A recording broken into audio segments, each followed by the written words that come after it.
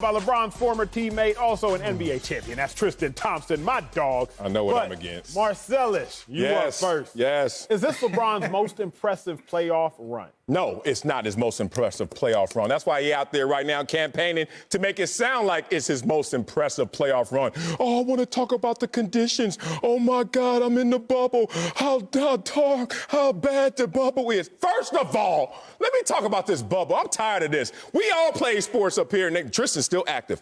If you told me that I had to go somewhere away from my family and be focused on just my craft, I wouldn't look at that as a negative. I'm not saying nothing about my family. I'm just saying my craft is going to benefit from that focus. That's why when we have training camp, guess what we do? We leave the family. So this is going to enhance your game. And then when you're there, all they tell you is wear flip-flops, slides, all you want, and socks. And where are you playing? Oh, right there off the elevator, make a right. You know how your suite's to the left? Well, your facility's to the right. And you have a 5-minute commute, walking commute to the game every day. Oh, by the way, there won't be any fans there. Oh, by the way, there won't be any away games or travel. Just go in there and play.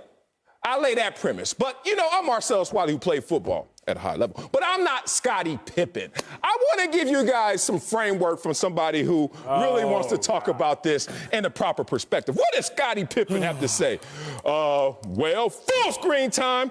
I'm going to be honest. It's not NBA basketball. Ooh, shots. It's not the hard grind. It's not the travel. It's not the fans. It's not the distractions. Really, to me, it's pick-up basketball, Venice Beach style. Like, there's a whole lot of things that make the NBA hard. The bubble makes the NBA easy to me. Now, LeBron James, how are you going to say this is going to be your most impressive playoff run if you are the same guy that was down 3-1 in the series to a 73-win NBA history-making team, and you came back and won that one? For me, it's those Cleveland Cavaliers and LeBron James that year, not even close with this bubble stuff. Tristan. Marcellus, we don't agree on a lot, but we agreeing today, baby. Listen here, man. Talk about that boy. That boy. Listen, it's a good run. It's a good run, but ain't nothing like 2016. Come on now, let's be honest. 2016, yes, people might say I'm being biased because I'm on the team, but guess what? I experienced it all. Listen, we came back from 3-1. A 73-9 Golden State Warriors team that will probably go down as probably one of the top 10 best NBA teams of all time. Then they run it back with KD, so that was even crazier. But listen, we come back from 3-1 with LeBron scoring 40 points in Game 5 and 6 with our back against the wall. Mind you, also, in that run to get to that, we play against an Atlanta Hawks team that have 4 All-Stars in Paul Millsap, Al Horford, Jeff Teague, and Kyle Korver. Mind you, that team won 65 games. 65 games. That was a dynasty. Step the names up. Step the names up. He was an All-Star. He was an All-Star. He got the bonus. He got that bonus. He got that big check. Also, we beat a Raptors team who was #1 in the East, by the way, who people actually thought was going to run for our money. And we were 2-2 versus them. DeMar DeRozan, Kyle Lowry. Come on now.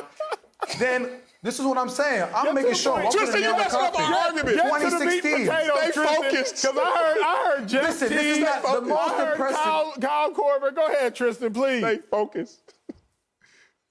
2016 was the most impressive run. Look what LeBron was doing in that playoffs. Come on now, back against the wall against the Splash Brothers, Draymond. Come on now, are we being serious? Yes. That's what on NBA history. We are. They still make memes today about it with the glasses on the Undertaker shirt. That was the best run for LeBron of all time.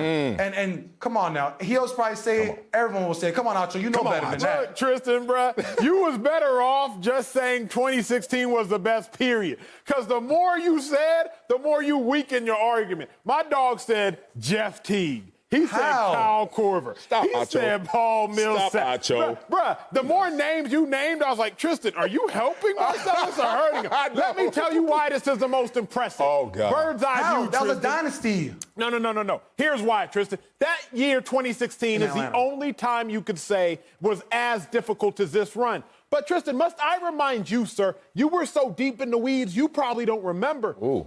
Bruh, y'all won the first 10 games by an average of, 13 points. Then y'all won the first 12 games by an average of 16.6 points. Tristan, y'all basically simulated your way to the finals. You, sir, came on this show 2 weeks ago and said y'all gave away 2 games to the Raptors because y'all was thinking about turning up in Toronto. You most guilty of turning up in Canada. I didn't know your memory was that good. Sir, I didn't know your memory was that good. Canadian. Damn you, Tristan. So, Tristan, think about this. The Eastern Conference Finals, Trish, should have been the most difficult challenge before the Warriors in 2016. Y'all won by an average of 28 points. 28. That means, Tristan, while, yes, coming back from down 3-1 was amazing, it was improbable. That was the only feat of that playoff run. Now, let me tell you about this playoff run.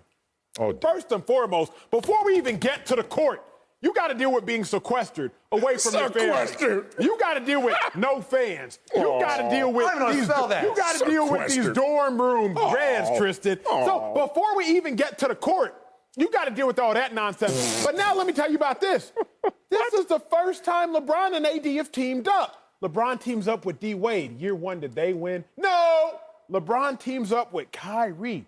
Year 1, did they win? No. LeBron teams up with AD in year 1. They about to win a chip. Y'all are taking the low-hanging fruit and only looking at the difficulty on the court. Chill out, Tristan. Chill out. I'm making a great point right now. He is killing it right now. Y'all are looking at the court, Tristan. I need y'all to take the higher-hanging fruit. For the high. Use that 6'11" frame, Tristan, and don't take the easy route. Take the high-hanging fruit and look above what meets the eye. Damn, Tristan. Ropes. Acho, it sounds good. It sounds good, except one thing. What Has a team ever came back from 3-1 and won an NBA championship? Whoa. Okay. Has a team ever done that? That's the trump card right there. Bang. That's a full house. That's the 21 in blackjack. Come back from a 3-1. No one's ever done that before. So it doesn't matter if you're in a room in a hotel at the great Grand Floridian. Doesn't matter if you play against Portland. Doesn't matter if you play Houston. Doesn't matter if you play against the Joker. Come back from 3-1. They haven't had to do that in this playoff run. Yes, it's great. I understand the climate of, yes, you have to be focused in the bubble because a lot of teams couldn't do it. Yes, you have to be locked in, have blinders on to win a championship. But come on now. But down 3-1 against Steph Curry and that team. Tristan, y'all didn't have to do anything else. Like the playoffs, y'all beat Jeff Teague. Oh my God, Kyle Korver. Tristan, y'all won the Eastern Conference Finals by 28.5 points a game. Yes, y'all came back from down 3-1. Amazing. Never been done before. And you, sir, actually contributed in a huge way. 15 and 16, I think it was game 6. So kudos to all y'all. But what I'm saying is this. Remember, Tristan, in sports, you know this. Remember back when you used to have to run suicides? Yeah. And there was that one dude, the first freaking, y'all was running 12 suicides. And there was that one guy, the first 11, he was jogging. And then that 12th one, he came out and beat everybody because he had all that energy left. Yeah. Tristan, round 1, y'all ain't have to do nothing. Semis, y'all ain't have to do nothing. Eastern Conference Finals, won that joint by 28.5 points a game. So, yes, when y'all was down 3-1, y'all came, all you saw was knees and elbows. Knees and elbows. Because y'all had the juice to come back from down 3. Impressive, but not as impressive as this. Tristan, you are too accomplished, too damn rich. You're not even rich like us. You wealthy, big dog. So you got to be humble. We understand. Let me handle this dirty work for you, big dog. Get your hands dirty. I still stay in the mud. Go ahead. I still stay in the mud. This is a loaded question, and it's loaded for Acho to win right now with recency bias, but I like high-hanging fruit. Despite me not knowing how to play basketball, my vert was 39.5, so I could jump with my fat butt. Watch me get up in the air right now. LeBron James' most impressive playoff run, you got to start to think because you want to talk about a guy who's been to the finals 10 times, but has only won 3 so far. So we are already reduced to just 3 moments because most of the time he fails in the finals. But that said, here we go, Tristan. He wants to talk about the road to getting here. One, let's talk about the opponents, and then we're going to talk about the teammates. The opponents, Portland, who shouldn't even been in the playoffs. Like any other year in NBA history and ABA history, they would never let the Portland Trailblazers in the playoffs, in part because they had lost more games than they won. Anyway, then you get to the one-trick pony in the Houston Rockets, and then you get the Nuggets, which was really an escape from the Clippers. And now we want to talk about how impressive his run is. So let's talk about the teammate. What people don't understand, because I love advanced analytics, is this is the best teammate LeBron James has ever had. Matter of fact, this is the best duo in teammate history. Talking about PER. I'm saying Michael Jordan is #1 in PER, player efficiency rating. #2 is LeBron James. And who's right behind him?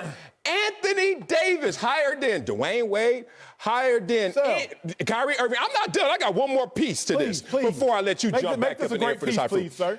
And last but not least, why is you want to say this is the most impressive run? Why I want to push back on that and go to 2016? Because I remember when LeBron James, after coming back from 3-1 against the Warriors that were going to be dynastic, he declares himself the GOAT.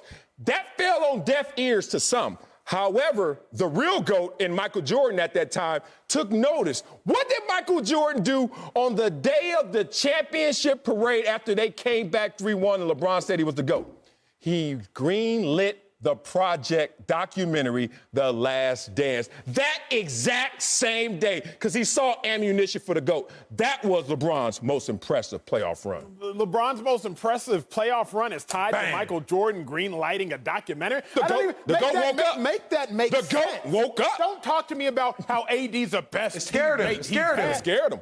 AD was 5-8 in the playoffs before LeBron James, sir. Yeah, Remember, you told me, that was just a bad like team. they told me yesterday, that without LeBron James, this is the same Pelicans team from 17-18. AD hadn't even won the semis before, but now he's about to be a champion. So don't talk to me about, oh, this is just more help than LeBron has ever had. Again, Tristan, I'm not going to take anything away from 2016. It was amazing what y'all accomplished, but y'all only had to win one competitive series. Now, so you try to sit here and tell me that the Rockets are a one-trick pony. Yeah, small ball. They're Who one played small ball in 2020? They're Small one ball. trick. I'm not into the small Their ball. one trick is led by two magicians who just so happen to have won MVP in the last 4 years. Oh, they're great. Both of them. No better don't duo sit here and than- try to undermine LeBron's greatness and what he's already accomplished. That's No, it? not at all. I think this run right now is that he's on right now is probably going to be second, but still not going to be first.